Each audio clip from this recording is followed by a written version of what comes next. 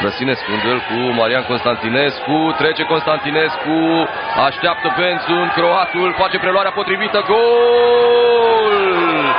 Gol al lui Benzun în minutul 78, Brăsinescu este deposedat de Marian Constantinescu și Benzun marchează gol al Brașovului, care joacă din minutul 34 în inferioritate numerică.